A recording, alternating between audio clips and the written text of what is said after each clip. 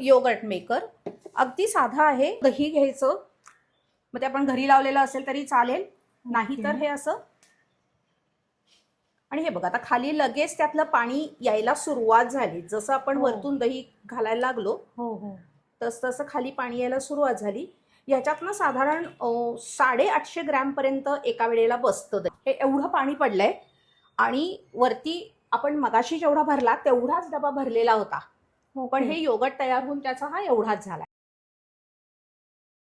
पहिल्यांदा मी दाखवतेय लाल सिमला मिरचीचं चीज स्प्रेड. सिमला मिरची गॅसवरती भाजून घेतली आणि तिचं साल काढून चिरलेली आहे. थोडेसे काजू आणि लाल सुकी मिरची, कोथिंबीर आहे आणि पनीर आहे. भाजलेली सिमला मिरची, गरम पाण्यात भिजवलेले काजू, 2-3 लाल मिरच्या, पनीर, कोथिंबीर मी अगदीच चिमूटभर घालते आहे. चवीनुसार मीठ.